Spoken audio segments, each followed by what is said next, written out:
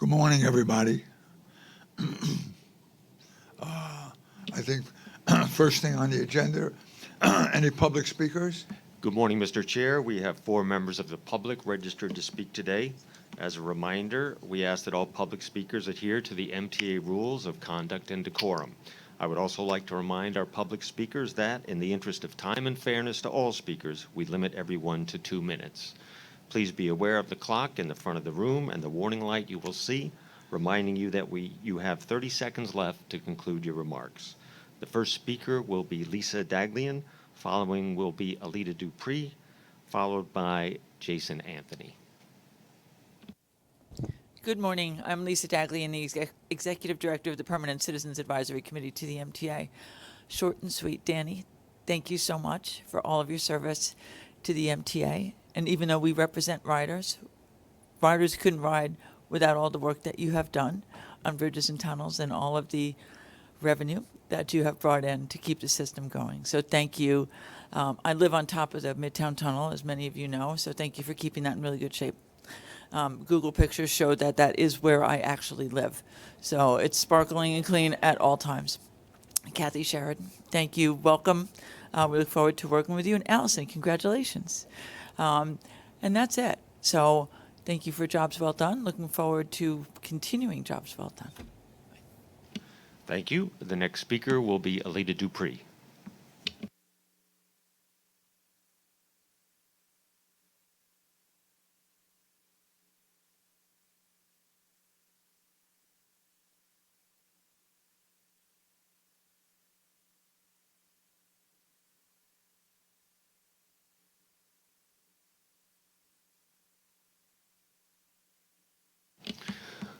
We'll come back to Alita Dupree. The next speaker will be Jason Anthony.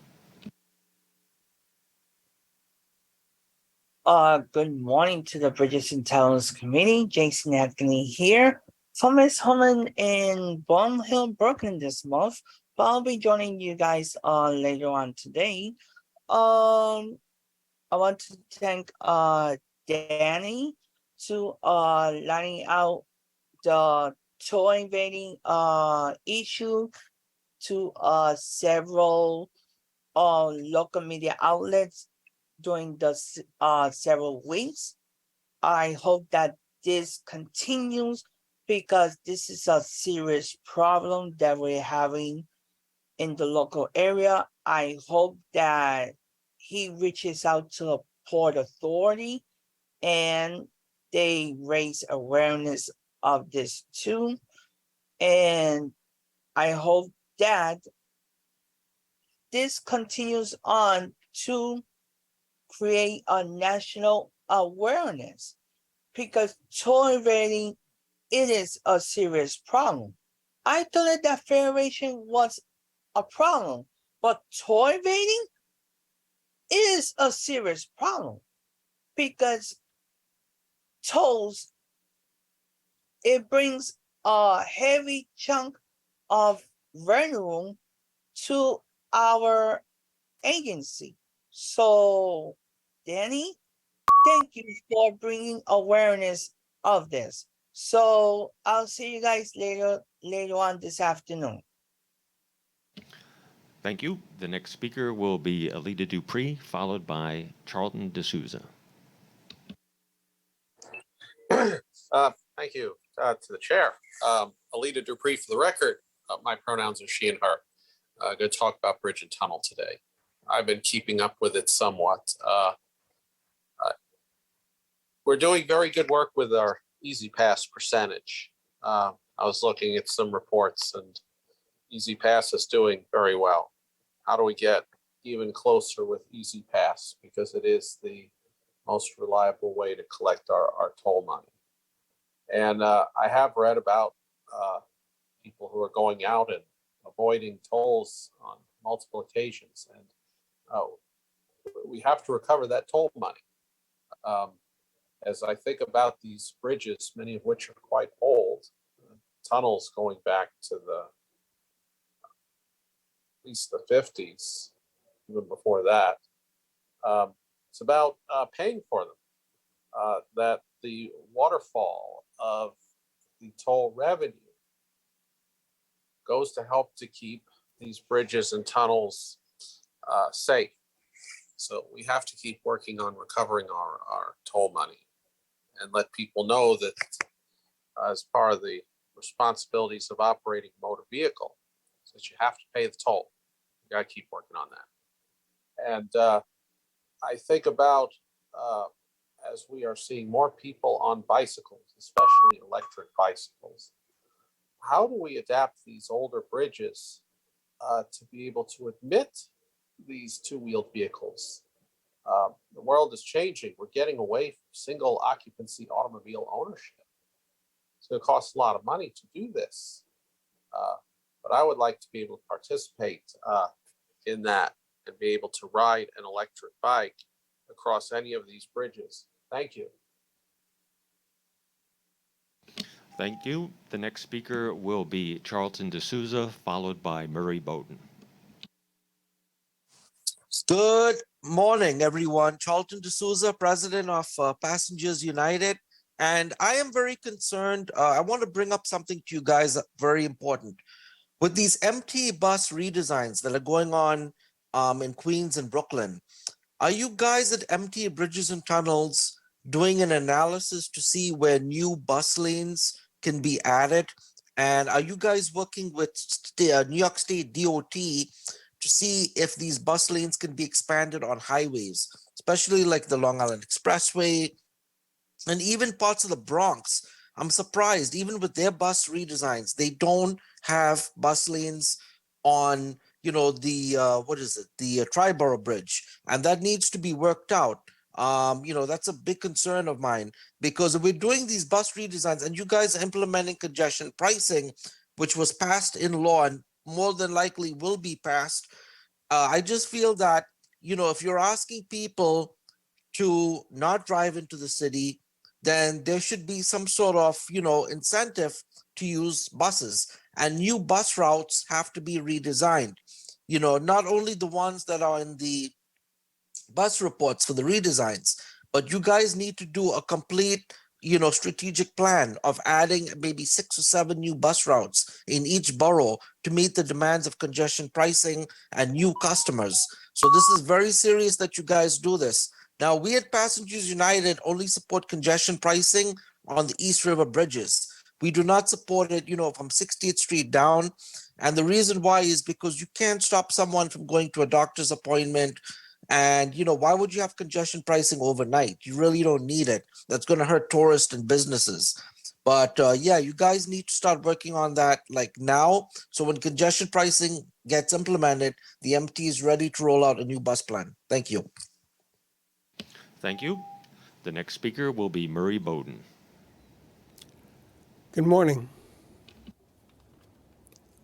Are any of you familiar with this pink paper that I have in my hand? It's a do not resuscitate paper. I've gotten 4 of them, one in each car, one at home, and one I carry with me. I'll be 90 in June. Something happens to me, I don't want them to have to go looking for a piece of paper to know that I don't want to be resuscitated. That's because I'm reaching the end of my life and I want to go out nice and easy. Danny, it's been nice knowing you all these years. Goes a long way back. I wish you well. Kathy? Well, yeah, the world's changing in ways that are inconceivable. What kind of a world do we leave to my grandchildren and pretty soon my great-grandchildren? So I want to thank all of you who have taught me, because I'm not that smart. Many people have taken the time to teach me things I needed to know to be able to stand up here and say, world's changing. See you soon. Thank you. Mr. Chair, that concludes the public comment. Thank you. I need a motion to approve the minutes. Oh. Any questions?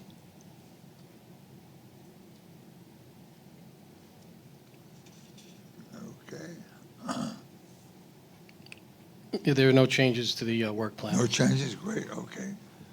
Danny, you're up. Thank you.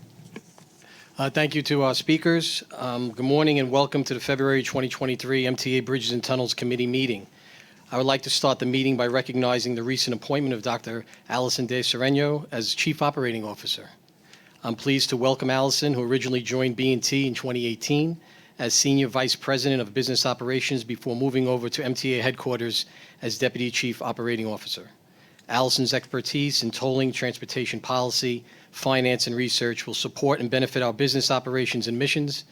Congratulations, Allison, and we are fortunate to have you back. This month's work plan includes B&T's annual customer environment report, which focuses on key customer service areas. The full report starts on page 30 in the committee book, and Vice President of Maintenance Charles Passarella will provide an overview later in the agenda. But first, as you see on the screen, as I promised last month, I would like to reflect on a major milestone of 2022, the 5-year anniversary of our conversion to open road tolling, or ORT. I'm pleased to share a review of how that dramatic change to our business set the stage for where we are today. B&T undertook an accelerated schedule to bring ORT to all its facilities in 2017. Customers have experienced shorter travel times, reduced congestion, fewer collisions, and higher traffic throughput at our crossings. The conversion to open road tolling has paid off in significant benefits and sustained improvements, which translates to enhanced safety and increased revenue that is reinvested in our bridges and tunnels and provides critical support to mass transit. Safety first and foremost. ORT allowed for a safer customer and employee experience at all our crossings, as toll booth removal has eliminated the need for merging and last-minute lane changes, which resulted in an immediate reduction of collisions of over 60% in the old toll plaza areas. As I showed this slide last month, just very quickly on a review, if you look on the bottom from left to right, I know it's a little hard to see, those are the years of operation from 2015 to 2022. The line or the graph indicates the amount of collisions per million vehicles. And as you could see, the collisions were going up as our traffic was going up, with the peak in 2017. Immediately following open road tolling, we saw an improvement in collisions as traffic continued to increase, but collisions were reduced. Fast forward through the COVID pandemic, where in 2022 we're still seeing record numbered traffic, but our collisions are basically cut in half from the peak of 2017. The customer experience. ORT has allowed for a smoother, quicker, and more continuous commute across all B&T facilities. This benefits all of our customers as well as those who are our passengers on our MTA and New York City Transit buses that use B&T crossings. At this point, I'd like to review some projects that enhance the original benefits of open road tolling, improving on the already seen customer experience and safety improvements. On the immediate heels of converting to open road tolling and working with our construction and development partners, in September of 2017, we began operating a reversible HOV bus lane over the upper level of the Verrazano Narrows Bridge. This lane provided a non-stop link through this busy travel corridor from the Staten Island Expressway over the Verrazano Bridge, through Brooklyn, and up to the entrance of the UL Cary Tunnel connecting to Manhattan. Since then, our customers and commuters on MTA and New York City Transit buses using the bridge's HOV lane save additional travel time during the AM and PM rush hours, and it's truly been a game changer in this region. A traffic safety improvement project was completed at the Bronx Whitestone Bridge in July of 2020 along the Queens approach to the Cross Island Parkway Queens exit ramp, which eliminated a merge point at that location. Continuing to take advantage of the low traffic volume during the pandemic lockdown, C&D advanced completion of the October 2020 of a roadway realignment from the Verrazano Narrows Bridge to the eastbound 65th Street exit on the Gowanus Expressway. This extended the exit and eliminated a merge point. This was both a safety and travel time improvement for our drivers and bus commuters. In November of 2020, a newly constructed ramp from the RFK Bridge's Manhattan span to the northbound Harlem River Drive opened to customers. This ramp was a long time missing link, providing a direct connection for drivers who previously had no choice but to detour through local city streets. It benefits the community and the environment, and it's a win-win for our customers in reducing travel time.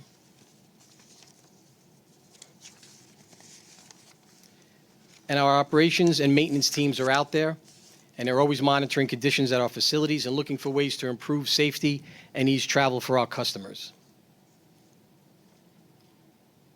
And looking forward, now as we look to our facilities in the future, B&T remains committed with continued collaborative efforts with our C&D partners to further advance additional customer experience and safety improvement projects.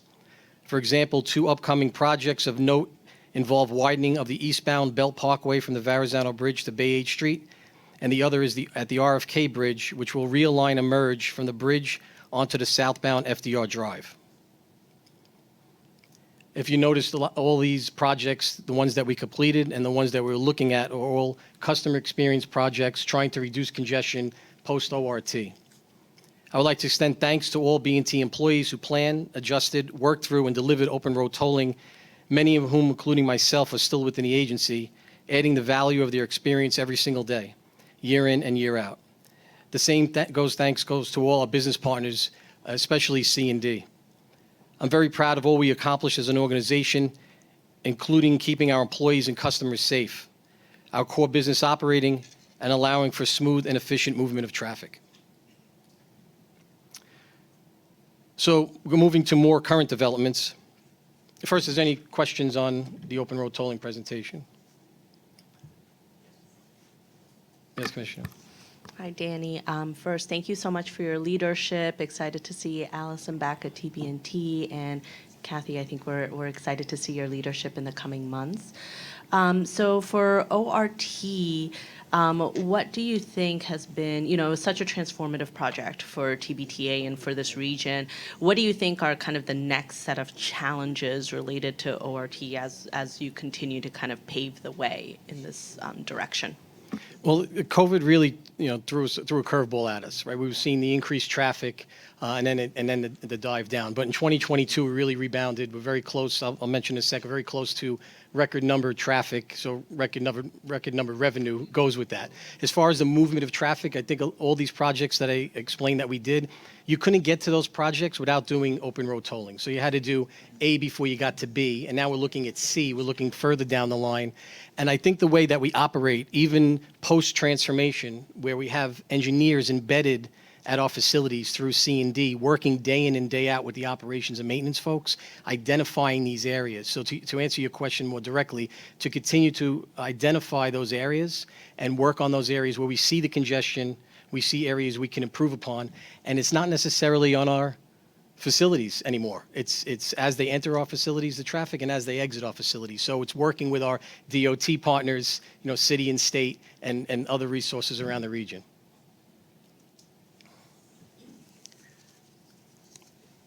Okay, so moving forward, if I find my place, okay.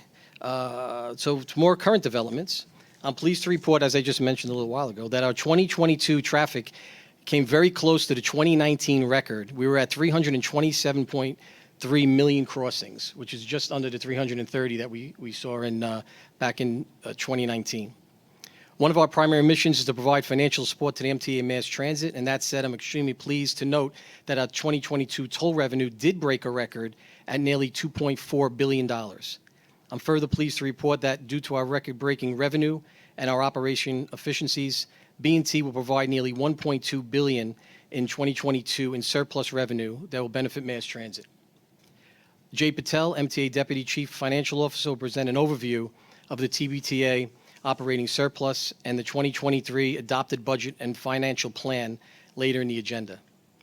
This concludes my initial remarks. If there are no questions, I'll pass it over to Vice President and Chief of Operations, Rich Hildebrand, to report on operations. Rich? Good morning, and thank you, Dan. I'd like to start by mentioning a banner day of targeted revenue enforcement by our bridge and tunnel officers. On February 9th, our officers stopped and took possession of 28 vehicles at the Bronx Whitestone Bridge and 32 vehicles agency-wide within a 24-hour period.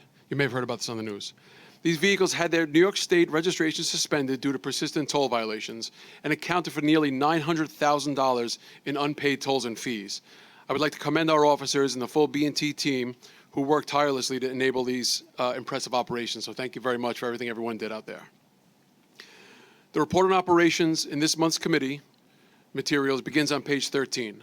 For December 2022, bridges and tunnels continue to experience strong traffic counts that closely resembled our pre-pandemic levels. Paid vehicle traffic for December 2022 was 27.1 million vehicles, an increase of 4% over the 26 million crossings we had in December of 2021, and that was 25.4% higher than what we saw in December of 2020 with 5.5 million more crossings. EasyPass market share for December of 2022 was 94.2%. And now for January of 2023, preliminary B&T traffic was 16.9% higher than we saw in January of 2022. Gasoline prices decreased to an average of $3.60 per gallon in December, and neither gasoline prices nor weather conditions were contributing factors to B&T's delivery of service in December. And if there are no questions, this concludes this month's report on operations. Thank you. Thank you, Rich. I'll turn it over to Eric Osnes, Vice President and Chief Safety Officer, present the safety report. Eric? Thank you. So the December 2022 report maintains performance metrics to be positive. 23 report maintains performance metrics to be positive as traffic volume continues to be within pre-pandemic levels. B&T's safety report highlights include the following. B&T's December 2022 total collision rate was 3.97 per million vehicles. To underscore President DiCrescenzo's earlier statement, this rate represents the lowest sustained trend going back to 2015, with traffic volume indicative of 2019 pre-pandemic record volumes. The collision with injury rate was 0.82 per million vehicles, which is below recent years having similar average daily traffic counts, representing less than one collision per million crossing. Employee safety metrics over the 12-month period are as follows. The employee lost time rate was 5.4 incidents per 200,000 work hours, on par with last year and less than rolling year 2019-2020. And that concludes the safety report. Thank you, Eric. Now, as I mentioned before, Vice President of Maintenance Charles Passarello will present the 2022 Customer Environment Report. We do this annually, so once a year. Charlie, thank you. Thank you. The key customer service areas for bridges and tunnels are to improve delivery of service and traffic mobility at all facilities, ensure the safety and security of customers crossing our bridges and tunnels, and enhance the customer experience and environment at bridge and tunnel facilities. The Customer Environment Report begins on page 30, and highlights for 2022 include customer travel time. The majority of 2022 travel times at B&T facilities have improved or remain unchanged compared to pre-pandemic levels. I would now like to share some visual examples of the story behind the statistics. Roadway striping and other pavement markings enhance the ability of customers to safely and expeditiously cross B&T facilities. In 2022, B&T striped more than 469,000 linear feet of roadway, which is 20% more than in 2021. All B&T exit ramps were upgraded to conform with revised New York State Department of Transportation safety requirements by installing additional wrong-way signage and arrows on the pavements. Bridge and tunnel maintainers started the upgrade of all authority variable message signs. To date, 4 VMS were upgraded at the Bronx-Whitestone Bridge, 2 at the Rockaways, and 3 at the Verrazano Bridge. Pothole repairs. To improve the driving experience and overall customer environment at our crossings, B&T repaired 1,027 potholes, which was 13% less than in 2021, and with traffic volumes resuming pre-pandemic levels. This reduction can be attributed to improvements in roadway maintenance and materials, upgrades such as deck replacement projects, and milder temperatures. Our annual target goal to sweep is 13,000 miles of roadway. B&T Maintenance swept 13,901 miles of roadway in 2022, which was 5.9% more than the 13,122 miles swept in 2021. Bridge and tunnel maintenance washed over 9 million linear feet in 2022 at the Queens, Midtown, and Hewlett Carey tunnels.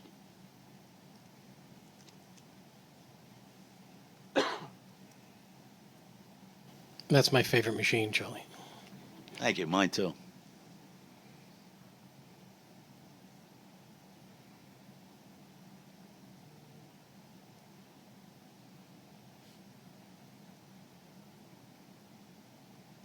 For lighting in 2022, over 98.1% of bridge and tunnel roadway lights were in service. Bridge and tunnel maintenance continues to upgrade its conventional roadway lighting to high-efficiency LED lighting. As of year-end 2022, B&T has upgraded over 95% of its lighting to LED. Regular storm drain maintenance help reduce flooding situations during heavy rain events and reduces corrosion of vital steel bridge components. More than 2,500 storm drains were cleaned in 2022. Emergency record response responded to 8,223 roadway incidents in 2022. The average emergency response time was 7 minutes and 39 seconds. Incidents included disabled vehicles, collisions, and debris in the roadway. And storm preparedness, bridge and tunnel maintenance responds to all weather events including snow, rain, high wind, and icing conditions. In addition, the New York State Vehicle and Traffic Law was amended in November of 2022 to allow for municipal snowplows to have green and amber flashing lights. This integrated lighting feature offers a higher degree of contrast against a white background of snow and is more visible to the human eye than just amber lights alone. Bridge and Tunnel initiated a pilot program to add green lights to its fleet of snow plowing vehicles. If there are no questions, this concludes the environmental report. Thank you, Charlie. Question again, what was the average response time for accident or recall issue? 7 minutes and 39 seconds. Okay. And that means when the vehicle showed up to the spot? That's correct. Okay, I see. Okay, thank you. So thank you, Charlie. So every day, the men and women of our maintenance force is out there doing all this work. And as I said, and somebody asked me a question the other day, what's the biggest takeaway from bridges and tunnels that people might not know is that they make a hard job look easy every day, and that's the example of it right there. So thank you, Charlie, and thank you to the men and women of the maintenance forces. With that, I'll turn it over to Jay Patel, MTA Deputy Chief Financial Officer, who will now present the 2022 TBTA Operating Surplus Action Item and the 2023 Adopted Budget and Financial Plan. Jay? Thanks, Danny. The staff summary begins on page 53. It's summarized as follows. The resolution to certify and transfer $1.185 billion in 2022 operating surplus to the MTA and New York City Transit. It recognizes $3.718 million in 2022 TBTA investment income to be transferred to the MTA.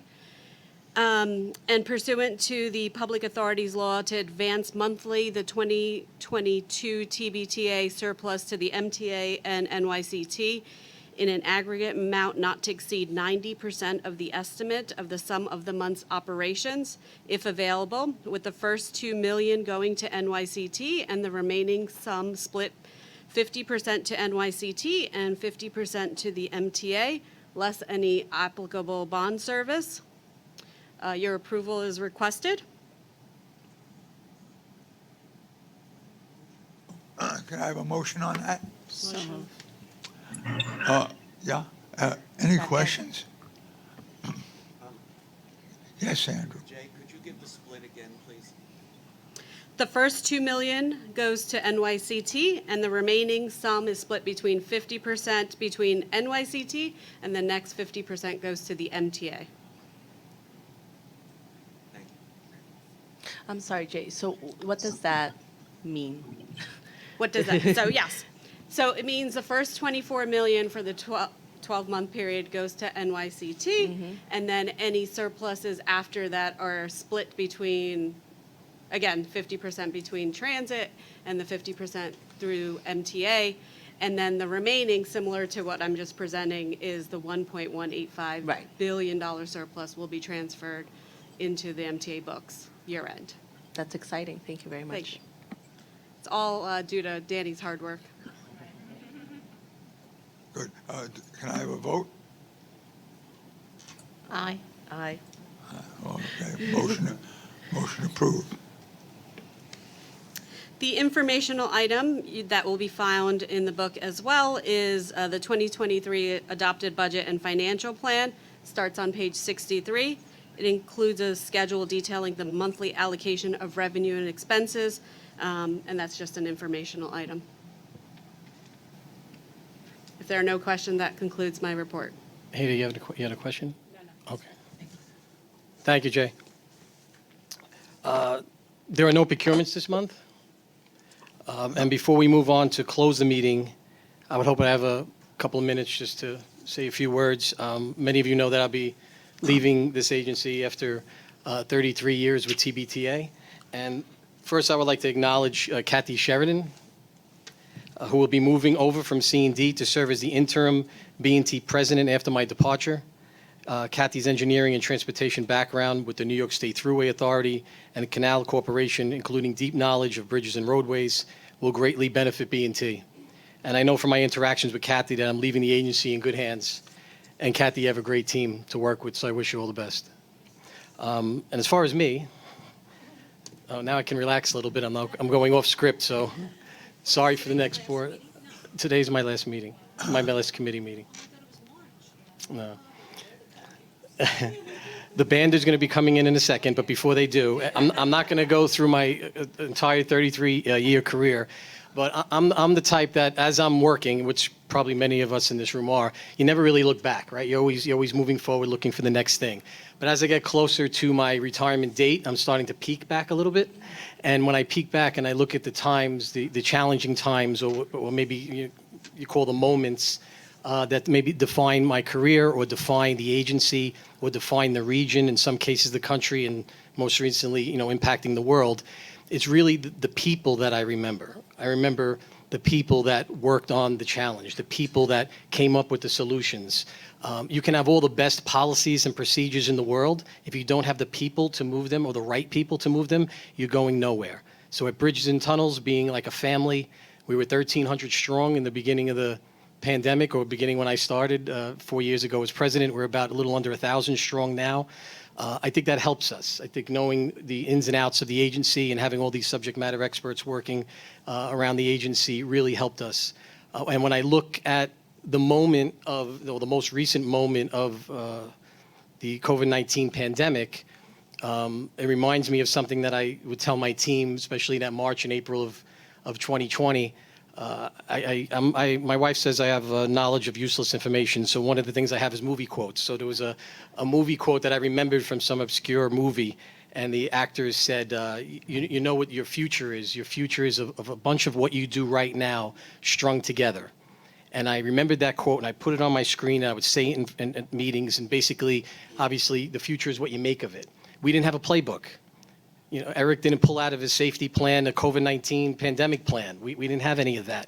But working with the people, working with the front line, the people that were coming in to the facilities every day, even though traffic was declining, making sure that everybody that was on the road was safe, making sure the roadways were taken care of, the management teams, moving our core business through something that we've never, dealt with before. That's just a really great recent example of how people moved Bridges and Tunnels, how people moved MTA, how people moved the agency.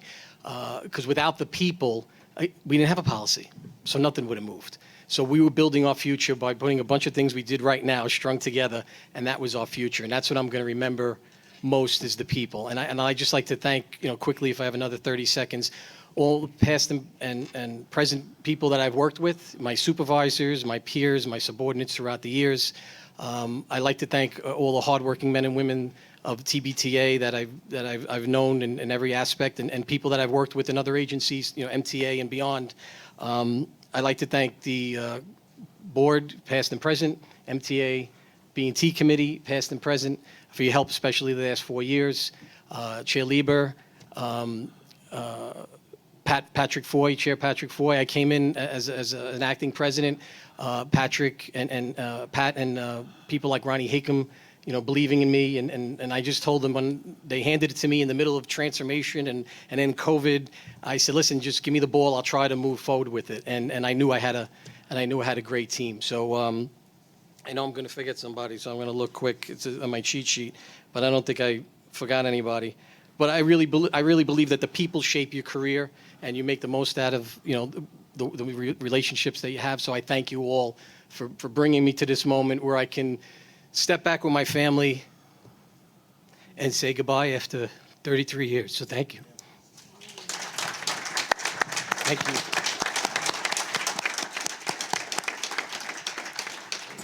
And with that, that concludes my report. Can I? Dan, on behalf of all of us, your transformation of the bridges and tunnels into the modernization that it's become, we can only say thank you. And we wish you a bright future in the future. And whatever your endeavor is. And I have enjoyed working with Danny over the years as well. Thank you. Okay. David. Can I? Now, Dave? Oh, yes.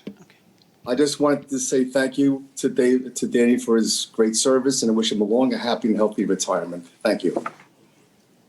We have too many thank yous right now, so we're going to take Right. up the next hour. But I want to thank you so much for your leadership, your service, your heart was in the job, and it shows. What your team just has such respect for you. We do, the board, and thank you so much. But I think we'll be seeing you again sometime soon in other ways. Take care.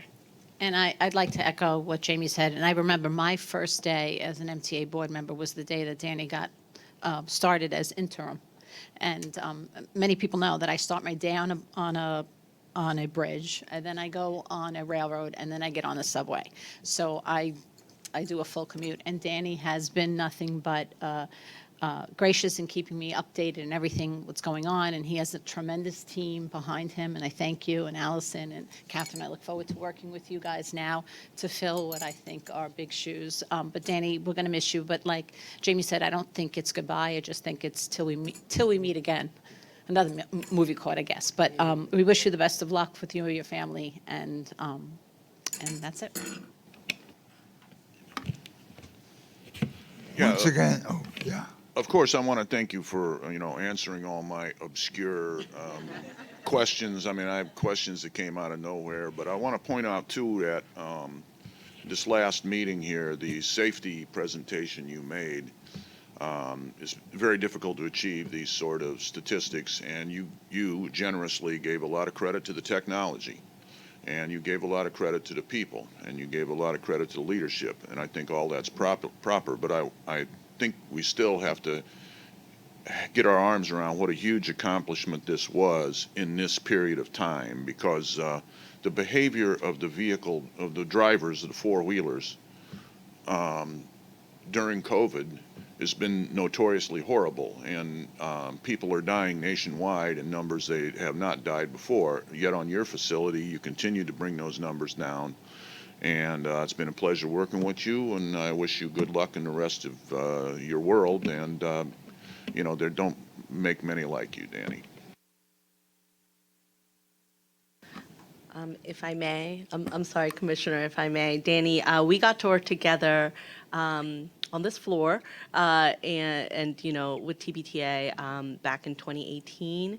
Really appreciate the leadership that you showed TBTA during this time, and Bridges and Tunnels, obviously. During this time, we got to work on congestion pricing. It was something we didn't know if it was possible. We didn't know, obviously politically if it was possible. I really appreciated the way you rallied your team. in a time of deep uncertainty, right? And then you continue that during COVID. Although I wasn't here for COVID, I had heard so much about what the staff went through and what your leadership and, you know, the other presidents had to push to make happen. And so really appreciative of you, really appreciative also of the model that you show in terms of your career, rising up from the field and coming to an executive level position. That kind of lived experience is so necessary in our transportation world. And I think we still kind of embody it and make sure that, that's part of that. But you're kind of the career trajectory that, you know, folks like our chief administrative officer is looking for, right? You know, how do you rise up from the ranks? And you really showed that and showed that also through, you know, the compass that you had with your leadership as well. So I just want to do a shout out to that, you know, you really rose up through the ranks and really knew every single part of bridges and tunnels, right? You knew every single part of TBTA, and that's really amazing. So thank you so much for your leadership, and I hope you get some time to rest. Not to repeat what everyone else has said, but it's been a real pleasure. I was here when you were promoted. I've seen the place change under your leadership. We started dealing with issues like, is Easy Pass going to be honored if it's from another state? We saw toll evasion there. Then we saw license plate tampering and you know, a reduction in crashes on many of our crossings. You've made charts and statistics so readable and understandable to everybody. So best of luck on your next endeavor. And as Jamie said, I have a feeling we'll be seeing you again.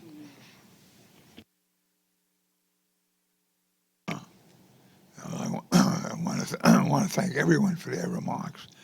And with that, can I get a motion to adjourn? Second? Second. All in favor? Aye. Aye. Thank you all. Thank you.